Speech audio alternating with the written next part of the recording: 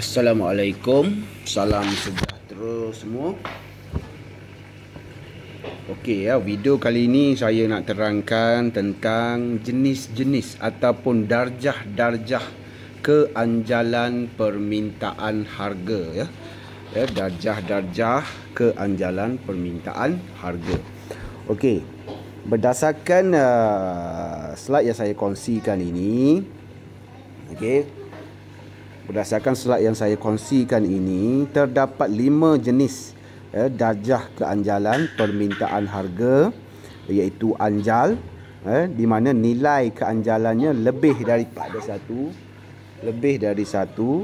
Manakala tidak anjal adalah nilai keanjalannya kurang dari 1. Manakala keanjalan 1 ataupun keanjalan 1 tu juga kita panggil keanjalan unity ataupun anjal unity ya.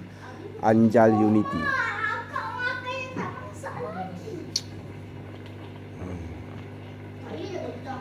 Anjal unity. Dan yang keempat, tidak anjal sempurna, di mana nilai keanjalan kurang dari nilai keanjalan sama dengan kosong. Dan yang kelima, anjal sempurna. Okey, anjal sempurna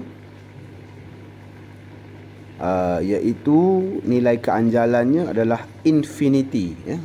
Infinity ni maksudnya kalau kamu tekan calculator tu, kamu akan dapat error. Okey, syntax error ke apa. Itu maknanya unity lah. Itu adalah anjal sempurna lah. Okey, anjal sempurna. Baik.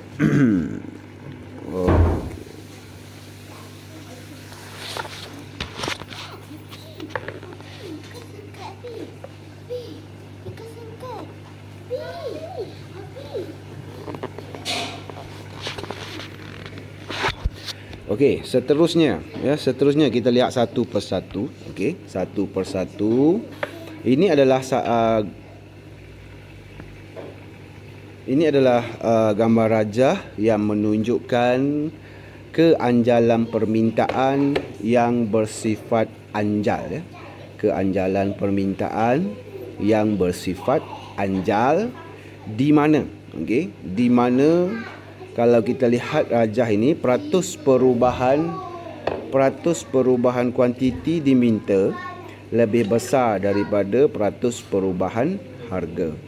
Dan nilai keanjalannya lebih daripada 1 tetapi kurang daripada infinity. Okey, kurang daripada infinity. Baik, kalau kita lihat pada rajah ini untuk memudahkan pemahaman, kalau kita lihat rajah itu, kita lihat keluk itu sama ada anjal atau tidak.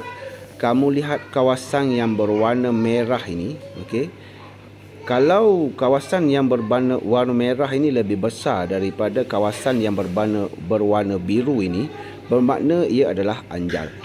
Kerana kalau keadaan ini menunjukkan peratus perubahan kuantiti, ia ini bermakna keadaan di mana peratus perubahan kuantiti lebih besar daripada peratus perubahan harga. So ini menunjukkan satu keadaan yang anjal.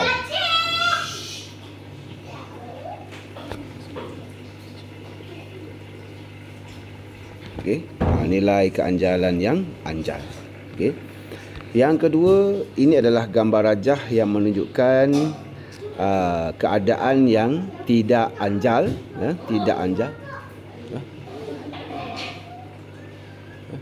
keadaan yang tidak anjal di mana bentuk keluknya, kalau kita lihat di sini dia lebih curam berbanding dengan keluk yang tadi, kita lihat keluk dia ni lebih landai kan. Ini lebih landai. Tetapi keluk yang tidak anjal, keluknya lebih curam. Lebih curam dan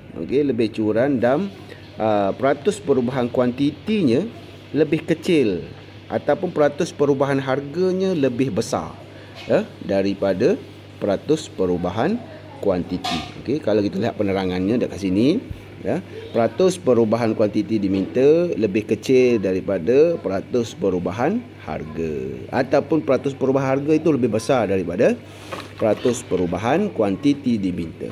Ya. So nilai keanjalannya berada antara 0 hingga 1.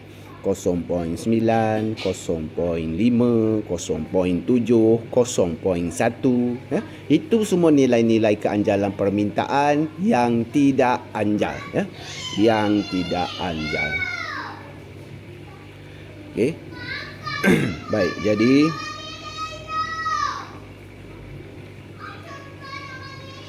okey. Jadi di sini, ya, kita lihat, ya. So berdasarkan kelok ini, kita perlu faham keadaan yang anjal ataupun tidak anjal. Ini pula adalah kelok yang menunjukkan anjal 1. Okey, anjal 1 di mana bentuk keloknya bersifat hyperbola.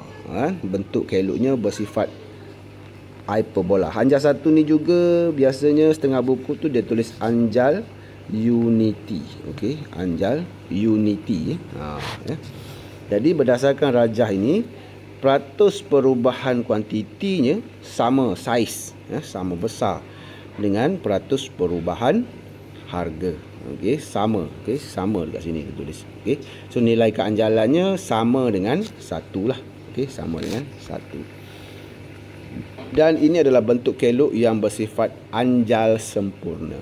Okey, iaitu anjal sempurna ni, kelok ini dia akan selari dengan paksi kuantiti. Ya, selari dengan kuasi kuantiti, dan kuantiti diminta tidak dipengaruhi oleh harga. Maksudnya kuantiti ini berubah walaupun harga tidak berubah, ya. Dan nilai keanjalannya adalah infinity. Syntax error kalau kamu tekan kalkulator. Okey. Manakala tidak anjal sempurna, ya, tidak anjal sempurna pula keloknya berbentuk tegak, ya, bentuk tegak, dan nilainya keanjalannya adalah kosong, ya. Bermaksud kalau tegak macam ni, ya, maknanya walaupun harga naik, harga turun dan sebagainya, kuantiti kekal pada kawasan ini. Kuantiti kekal di situ. Okey, sebarang perubahan dalam harga tidak akan menyebabkan perubahan dalam kuantiti diminta. Okey, itu bentuk kelok yang bersifat tidak anjal sempurna. Okey, untuk kelok yang bersifat tidak anjal sempurna. Baik, so seterusnya kita lihat pula apakah faktor-faktor, ya, faktor-faktor yang mempengaruhi keanjalan, ya. Penentu ni sebenarnya faktor yang mempengaruhi lah. Okey, penentu inilah faktor-faktor yang mempengaruhi keanjalan permintaan harga. Ini adalah penerangan secara ringkas. Okey, untuk lebih detail dan untuk lebih faham, ya, kamu boleh lihat huraian ataupun penerangan dalam buku rujukan masing-masing lah. Okey, dalam buku rujukan itu dia akan bagi contoh yang lebih lengkap untuk memudahkan kamu faham. Okey, di sini saya akan terangkan secara ringkas, iaitu yang pertama, penentu yang pertama ialah kewujudan barang pengganti. Okey, sama ada keanjalan barang yang kita kira itu, okey, keanjalan permintaan barang yang kita hitung itu mempunyai pengganti atau tidak. Okey, so kalau barang itu mempunyai banyak pengganti, sekiranya barang itu mempunyai banyak pengganti, maka keanjalan permintaannya semakin anjal. Banyak pengganti semakin anjal, ya. Kalau kurang pengganti makin tidak anjal. Okey, makin tidak anjal. Yang kedua, peratus perbelanjaan daripada pendapatan. Ini maksudnya kita nak lihat sejauh manakah penting barang itu dalam keluarga kita, kan. Peratus perbelanjaan daripada pendapatan. Contoh, kan, kalau pendapatan kita 2,000 sebulan, kan, dan 1,000 daripada 2,000 itu kita guna untuk bayar rumah, kan, bayar rumah. Maknanya 50% daripada gaji kita setiap bulan kita bayar untuk rumah. Maknanya 50%. Maknanya penting lah. penting. Besar peratusan daripada pendapatan kita bayar untuk rumah. Itu menunjukkan betapa pentingnya rumah tersebut. Okey. Semakin tinggi peratus perbelanjaan, semakin anjal. Kan? Maksudnya, kalau kita spend untuk rumah 50% daripada gaji kita, so sebarang perubahan harga sedikit terhadap harga rumah, dia akan menyebabkan perubahan yang besar kuantiti diminta rumah tersebut. Okey. Itu maksud dia. Semakin tinggi peratus perbelanjaan, semakin anjal. Okey, maksudnya semakin banyak kuantiti yang berubah walaupun harga rumah berubah sedikit sahaja. Okey. Baik, yang ketiga, kepentingan sesuatu barang. Semakin penting barang itu, semakin tidak anjal. Semakin penting. Barang yang penting ini biasanya barang yang penting ni barang yang kita perlu dalam kehidupan. So sebarang perubahan harga kita tak peduli sangat sebab ia adalah barang yang penting. Untuk melihat contoh, kamu boleh rujuk dalam buku rujukan. Banyak contoh-contoh yang dikemukakan dalam buku rujukan untuk memudahkan pemahaman. Okay, untuk lebih memudahkan lagi pemahaman. Please tolong rujuk buku rujukan untuk pemahaman penerangan tentang faktor-faktor yang mempengaruhi keanjalan permintaan. Okay. Di sini saya hanya terangkan secara ringkas sahajalah. Baik, kepentingan sesuatu barang. Yang seterusnya, kesetiaan kepada jenama. Loyalty. Kan? Loyalty, kesetiaan kamu. Kan? Kamu biasa pakai barang yang berjenama apa? Kan? Contohnya shampoo. Kamu pakai shampoo Head and Shoulders. Pantene. Kan? Kamu pakai shampoo Rejoice. Kan? So, kamu sudah setia kepada satu-satu jenama. Contoh, kamu setia kepada satu jenama Rejoice. So, kalaulah Rejoice itu naik harga, kamu akan tetap beli. Kan? So, keanjalannya akan semakin tidak anjal. Bermaksud di sini semakin setia pengguna terhadap satu-satu jenama, semakin tidak anjal. Okey, semakin setia, semakin tidak anjal. Itu maksud dia. Yang seterusnya, kepelbagaian kegunaan sesuatu barang. Multi-purpose barang tersebut. Kan? Contoh garam. Kan? Garam. Barang garam walaupun dia macam tu, tetapi ia mempunyai banyak kegunaan. Kan? Banyak kegunaan. Untuk memasak. Kan? Masak tu satu. Masak tu banyak lagi. Masak itu perlu garam. Masak ini perlu garam. Buat kuih perlu garam. Kan? Semua. So, semakin banyak kegunaan sesuatu barang, semakin anjal. Untuk contoh yang lebih pelbagai, lebih mudah difahami, boleh rujuk dalam buku rujukan lah. Okey. Baik. Okey, ini adalah hubungan antara keanjalan permintaan harga dengan jumlah hasil. Okey, kena ingat hasil. Okey, hasil simbolnya adalah TR. Okey, hasil simbolnya adalah TR, total revenue, dan formulanya ialah P darab Q ataupun Q darab P pun boleh. Itu adalah hasil. Okey, itu adalah hasil. Jadi formulanya ini adalah formula jumlah hasil. Okey, P darab Q. Jadi kalau kita lihat di sini, ini adalah hasil hubungan keanjalan dengan hasil keanjalan titik. Ini adalah merujuk kepada keanjalan titik, keanjalan titik. So kita tak belajar soalan titik sebab tak ada dalam silibus. Maka kita akan terus lihat cara kita mengira jumlah hasil. Jumlah hasil ialah jumlah perbelanjaan, jumlah hasil ataupun jumlah perbelanjaan yang diperoleh dengan mendarabkan harga barang tersebut dengan kuantiti. Ini formula dia lah. TR P darab Q. Okey, P darab Q. Baik, sekiranya anjal, sekiranya anjal, okey, sekiranya kelok itu adalah anjal, bermaksud perubahan kuantiti lebih besar daripada peratus perubahan harga. Jika ini ringkasannya dalam jadual ini, okay, jika harga meningkat, kan? Ini kita lihat, ya. Jika harga meningkat dari P0 ke P1, okey, jumlah hasilnya ialah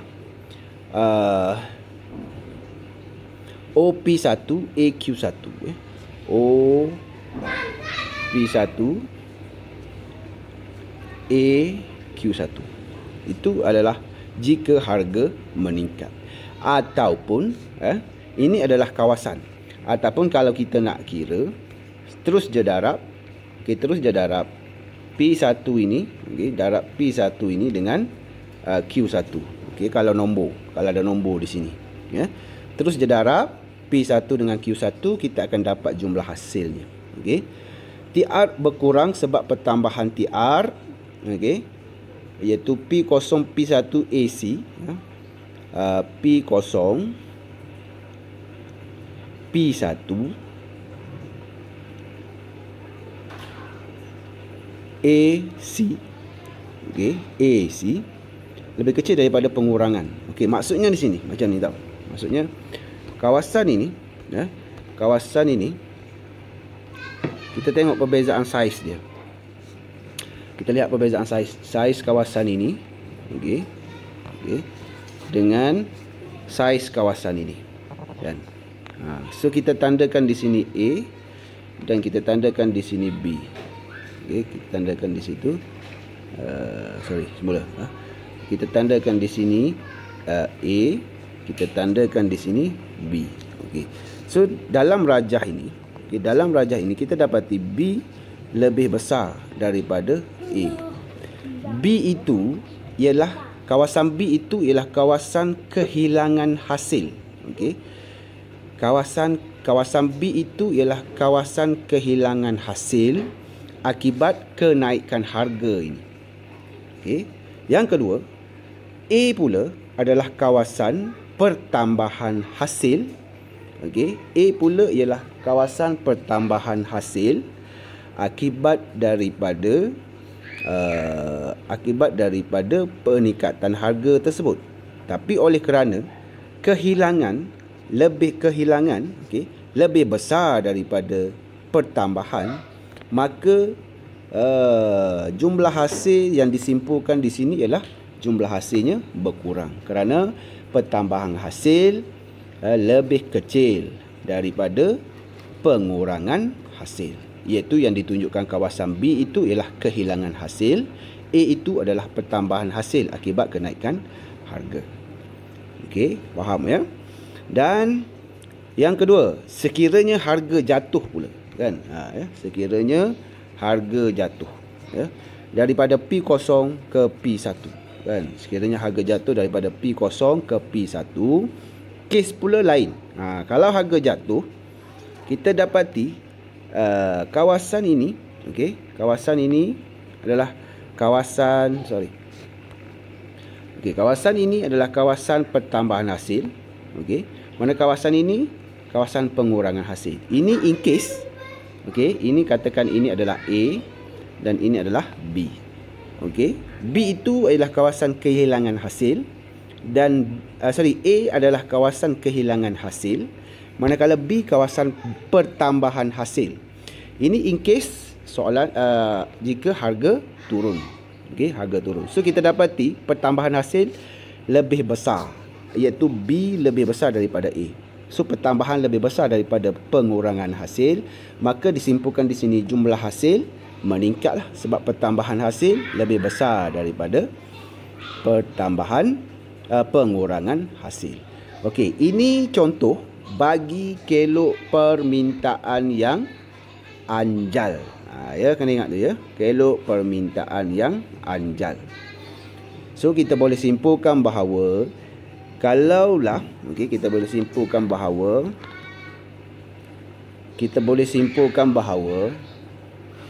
kalau kelok itu adalah anjal, ya, kenaikan harga, okey, menyebabkan hasil berkurang. Okey, menyebabkan hasil berkurang, ya. Sebaliknya, ya, penurunan harga menyebabkan hasil bertambah. Okey. Lah. tutup pintu dia orang tu. Tutup pintu.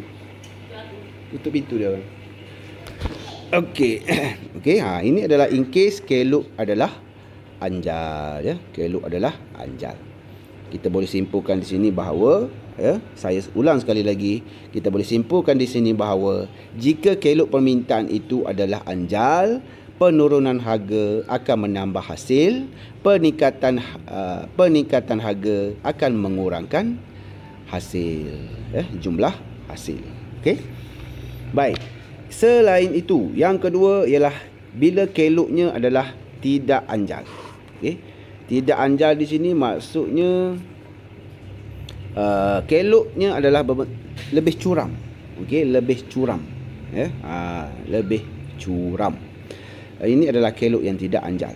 Okey. So dalam kes ini jika harga meningkat, contoh daripada P0 ke P1, ia akan menyebabkan jumlah hasil meningkat. Berbeza dengan keluk yang anjal tadi. Kalau keluk tak anjal, keluk tak anjal iaitu lebih curam, kenaikan harga menyebabkan hasil bertambah. Manakala sebab apa? Sebab kita lihat sebab dia pula. Kita lihat dekat sini. Jika harga naik, jika harga naik, ini adalah kawasan pertambahan hasil dan ini adalah kawasan kehilangan hasil. Saya tandakan di sini A. Dan saya tandakan di sini B. Kawasan A ialah kawasan kehilangan hasil akibat kenaikan harga. Kawasan B ialah kawasan pertambahan hasil akibat kenaikan harga. Tetapi B lebih besar daripada A. So pertambahan hasil lebih banyak berbanding kehilangan hasil jika keluk adalah tidak anjal. Jadi jika keluk adalah tidak anjal, pertambahan harga akan meningkatkan hasil, jumlah hasil. Sebaliknya, jika harga jatuh, jika harga jatuh pula, dia akan menyebabkan kehilangan hasil lebih besar daripada pertambahan hasil. Kalau harga turun, ini adalah kawasan kehilangan dan ini kawasan pertambahan hasil. So kehilangan tu lebih besar daripada pertambahan hasil. Ia akan menyebabkan jumlah hasil menurun. Dia akan menyebabkan jumlah hasil menurun. Baik, seterusnya jika anjal satu. Baik, jika anjal satu pula, sebarang perubahan harga, sama ada harga meningkat ataupun harga turun, dia tidak akan mengubah jumlah hasil. Jumlah hasilnya tetap. Jumlah hasilnya tetap sebab kawasan kehilangan sama dengan kawasan pertambahan hasil. Kawasan kehilangan adalah sama dengan kawasan pertambahan hasil.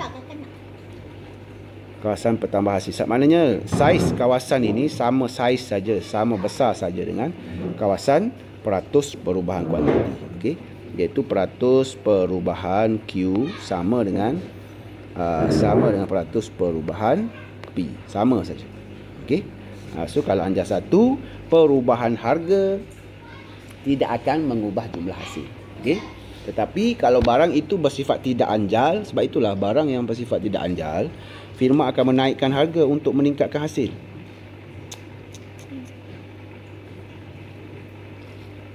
Firma akan menaikkan harga kalaulah keadaan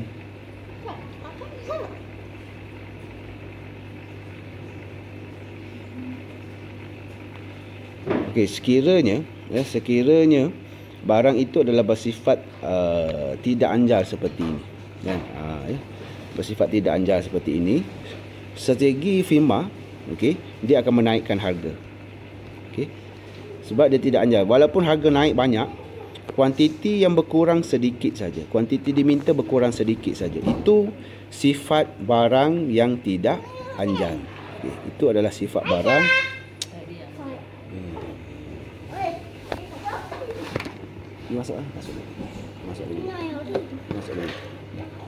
Masuk dulu. Kenaikan harga yang banyak hanya mengurangkan sedikit sahaja. ya, akan mengurangkan sedikit saja kuantiti. Okey, akan mengurangkan sedikit sahaja kuantiti. So firma yang firma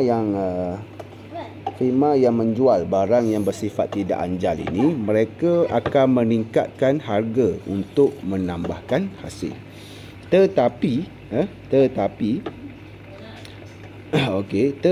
jika barang yang dijual oleh firma itu bersifat anjal satu, so mereka tidak akan menggunakan strategi harga untuk menambah hasil.